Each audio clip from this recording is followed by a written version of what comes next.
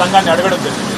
వారు చెప్పింది ఏమంటే చనిపోయిన వాళ్ళ ఓట్లు తీసేశాము, అట్లాగే ఎవరైనా మైగ్రేట్ అయితే తీసేశాము, అట్లాగే ఎవరైనా రెస్పాండ్ అవ్వకపోతే తీసేసినాము, అట్లాగే ఎవరైనా ట్రేస్ చేయలేకపోతే వారి తీసేసినాం తప్ప ఎక్కడ ఏమి ఇబ్బంది లేదని చెప్పారు. మేము ఎన్నికల కమిషన్కి ఈరోజు మా పార్టీ తరఫున చెప్పింది ఏమంటే రివిజన్ అనేది చేయాల్సిందే, తప్పేమీ లేదు. కానీ విశ్వాసం అనేది అందరినీ విశ్వాసంలోకి తీసుకొని చేసినట్టయితే బాగుంటుంది. ముఖ్యంగా క్షేత్రస్థాయి బూత్ లెవెల్లో, అట్లాగే నియోజకవర్గ లెవెల్లో, తాలూకా లెవెల్లో, మండల్ లెవెల్లో మరి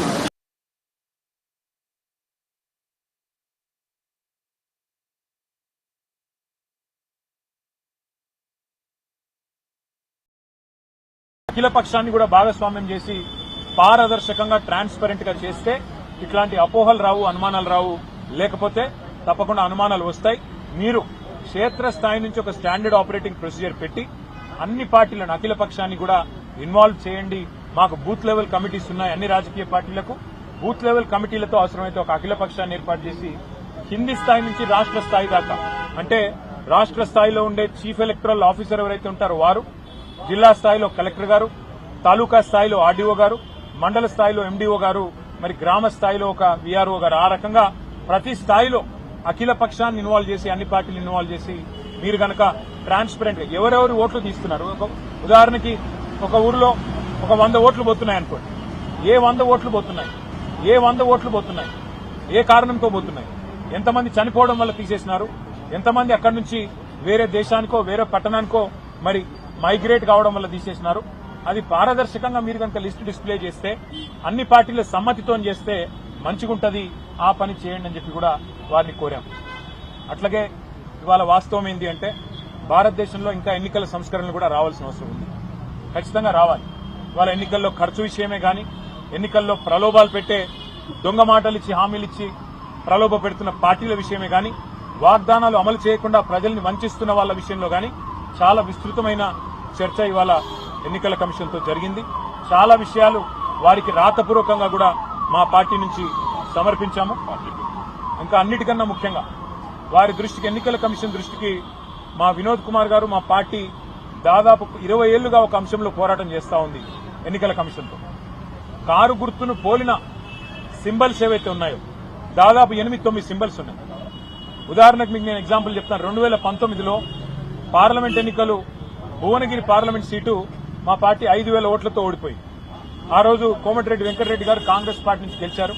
బూర నరసయ్య గౌడ్ గారు మా పార్టీ నుంచి పోటీ చేసి 5,000 ఓట్లతో ఓడిపోయారు. కానీ మా కారు గుర్తును పోలిన గుర్తు ఒక రోడ్ రోలర్ గుర్తు. ఒక ఇండిపెండెంట్ అభ్యర్థి పోటీ చేస్తే ఆయనకు 27,000 ఓట్లు వచ్చినాయి. ఆయన ప్రచారం కూడా చేయలేదు. ఎందుకు చెప్తా ఉన్నా ఇదంతా అంటే, ఇట్లా మా పార్టీకి ఒకసారి కాదు ఎన్నో సందర్భాల్లో నష్టం జరిగింది. మొన్న జరిగిన సాధారణ ఎన్నికల్లో కూడా మేము 14 సీట్లు 6,000 కంటే తక్కువ ఓట్లతో ఓడిపోయాం.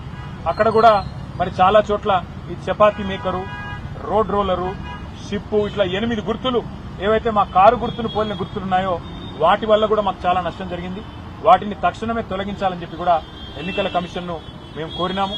ఇంకా రెగ్యులర్ గా ఫీడ్బ్యాక్ కూడా మా వైపు నుంచి ఎప్పటికప్పుడు ఇస్తాము, రిసీవ్ చేసుకోవాలని కూడా కోరాము. ఎన్నికల కమిషన్ కూడా వివిధ రాష్ట్రాలు పర్యటించాలి, ప్రజల్ని కూడా కాన్ఫిడెన్స్ లో తీసుకోవాలి. ఎక్కడికక్కడ అవసరమైతే మరి గ్రాస్ రూట్ లెవెల్లో కూడా ఎన్జీఓలతో, ప్రజా సంఘాలతో, ఎందుకంటే ఓన్లీ పొలిటికల్ పార్టీసే కాదు, ప్రజా సంఘాలతో కూడా మీరు చర్చించండి. ప్రజల వాయిస్ కూడా మీరు వినండి. అవసరమైతే దక్షిణాదిలో, హైదరాబాద్ లో, మరో చోట, మరో ప్లేస్ లో పిలిచి అందరినీ కూడా మాట్లాడించి వాళ్ళ అభిప్రాయాలు కూడా తీసుకుని సంస్కరణలు తీసుకొని రావాలి అని చెప్పి మా పార్టీ తరఫున వివరంగా చెప్పడం జరిగింది. మరి వారు అన్ని కూడా సానుకూలంగా విన్నారు. మరి ఇంకో మాట కూడా వారు చెప్పారు, మీరు ఇది మొదటిసారి కాదు, మళ్లీ మళ్లీ రండి, ఏమైనా కంప్లైంట్లు ఉంటే కూడా తప్పకుండా రండి అన్నారు. మేము వారికి చెప్పాము. మా రాజ్యసభ సభ్యులు, మా ఫ్లోర్ లీడర్ సురేష్ రెడ్డి గారు, రవిచంద్ర గారు, మా వినోద్ గారు రెగ్యులర్ గా వస్తారు పార్టీ నుంచి. ఇష్యూస్ ఉన్నాయి, రిజాల్వ్ చేయండి, తప్పకుండా కాన్ఫిడెన్స్ బిల్డ్ చేయండి. అంటే భారతదేశంలో ఉన్న ప్రజల్లో అనుమానాలు ఏవైతున్నాయో ఓటింగ్ ప్రక్రియకు సంబంధించి, ఈవీఎంలకు సంబంధించి వీటిని నివృత్తి చేయండి, ఈవీఎంలను తొలగించండి, రివిజన్ అనేది పద్ధతిగా పారదర్శకంగా చేయండి అని చెప్పి నొక్కి చెప్పాము. మరి బహుశా వారు తప్పకుండా కనీసం కొన్ని సూచనలైన పరిగణలో తీసుకుంటారు, న్యాయం చేస్తారు, ప్రజాస్వామ్యాన్ని కాపాడుతారు అనే విశ్వాసం మరి వ్యక్తం చేస్తా ఉన్నాం. Thank you. మళ్లీ మాట్లాడుకుందాం. ఇవాళ జాతీయ స్థాయిలో ఎంత బ్రహ్మాండమైన బీహార్లో జరుగుతున్న ఎన్నికల సవరణ ప్రత్యేక జాబితా ఉంది. దేశవ్యాప్తంగా పెద్ద ఎత్తున అన్ని పార్టీలు ఆందోళన చేస్తున్నాయి. సుప్రీంకోర్టులో కూడా చేస్తున్నారు. ఈ విషయంలో అంటే మీరు ఇవాళ ఎన్నికల కమిషన్ తీసుకెళ్ళి రాబోయే రోజుల్లో ఈ అంశంలో ఇతర పార్టీలతో కలిసి పనిచేయడం కానీ లేదు న్యాయస్థానాన్ని ఆశ్రయించడం కానీ ఆ రకంగా టీఆర్ఎస్ కార్యాచరణ ఉండే అవకాశం ఉంటుంది. ఇవాళ బీహార్లో జరిగిన దానిలో ఉన్న లోపాలు కనుక మనం అరికట్టకపోతే రేపు తెలంగాణలో కూడా జరుగుతాయి. కాబట్టి ఇదొక బీహార్లో ఉన్న రాజకీయ పార్టీల సమస్య కాదు, ఈ దేశంలోని అన్ని రాజకీయ పార్టీలు ప్రజల సమస్య. ఎందుకంటే ఇంతకుముందు మేము ఎలక్షన్ కమిషనర్ గారికి ఒకటే చెప్పాం, సార్ మీరు ఎవరైనా అనర్హుడికి ఒక ఓటు వచ్చినా పర్వాలేదు, కానీ అర్హుడు ఒక్కరు కూడా ఓటు కోల్పోవడానికి వీల్లేదు. ఆ సూత్రం పాటించండి. అర్హత గల ఏ ఒక్క వ్యక్తి, మహిళ గాని పురుషుడు గాని ఎట్టి పరిస్థితుల్లో ఓటు కోల్పోకూడదు అనే మాట వారికి చెప్తే వారు కూడా ఏకీభవించారు.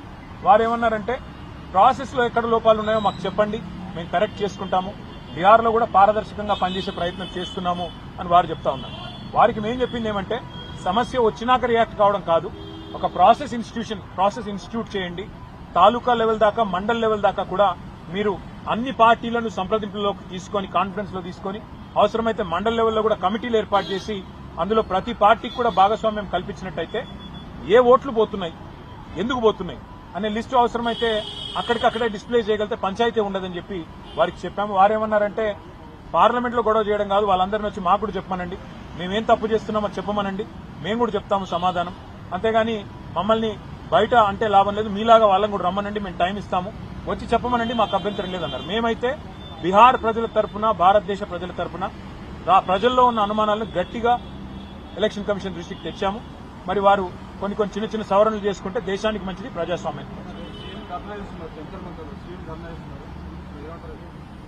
దాని ధర్నా అనో జోక్ అంటాను, ఎందుకంటే మేము ఈ మాట శాసనసభలో బిల్లు పెట్టినప్పుడే చెప్పాం. You are cutting a very cruel joke on the backward classes of this state. అంటే బీసీలను మోసం చేస్తూ మీరు దగా చేస్తున్నారు, వంచిస్తున్నారని చెప్పాం. ఇవాళ నేను ఒకటి అడుగుతా ఉన్నా, మీరు సమాధానం ముఖ్యమంత్రి గారిని అడగాలని చెప్పి నేను కోరుతా ఉన్నా. 42% రిజర్వేషన్లు అని ఢిల్లీకి వచ్చి డ్రామా చేస్తా ఉన్నారు. నేను కాంగ్రెస్ పార్టీని అడుగుతా ఉన్నా, మీరు బీసీ డిక్లరేషన్ లో ఒక రిజర్వేషన్ల మాటని ఇయ్యలేదు. మీరు ఏమేం మాటలు చెప్పినారు? సంవత్సరానికి 20,000 కోట్ల బడ్జెట్ ఇస్తామన్నారు, 5 ఏళ్లలో 1,00,000 కోట్ల బడ్జెట్ బీసీలకు ఇస్తామన్నారు, బీసీ సబ్ ప్లాన్ పెడతామన్నారు. 42% రిజర్వేషన్ రాజకీయాల్లోనే కాదు, ఉద్యోగాల్లో, ఉపాధిలో, ప్రభుత్వ కాంట్రాక్టుల్లో కూడా ఇస్తామన్నారు. నేను ముఖ్యమంత్రి గారిని అడుగుతున్నా, ప్రభుత్వాన్ని అడుగుతున్నా, కాంగ్రెస్ పార్టీని అడుగుతున్నా, మీ చేతుల్లో ఉన్నాయేమో చేస్తలేరు. మీ చేతుల్లో బీసీ సబ్ ప్లాన్ ఉన్నది, చేయండి. మీ చేతుల్లో బీసీలకు 1,00,000 కోట్ల బడ్జెట్ ఇచ్చే అవకాశం ఉంది, చేయండి. 2 బడ్జెట్లు పెట్టారు, ఒక్కొక్క బడ్జెట్లో 20,000 కోట్లు అన్నారు, 2 బడ్జెట్లు కలిపి కూడా 20,000 కోట్లు పెట్టలేదు. అందులో ఖర్చు అయితే 10,000 కోట్లు కూడా దాటం లేదు. అందుకే మరి ముఖ్యమంత్రి గారిని, ప్రభుత్వాన్ని కోరేది, మీ చేతుల్లో ఉన్న పనులు ముందు చేయండి, అట్లయితేనే బీసీలు నమ్ముతారు. 42% రిజర్వేషన్ ఏ ఒక్క ప్రభుత్వ కాంట్రాక్ట్లను ఇప్పటివరకు ఈ 2 ఏళ్లలో ఇచ్చినారా?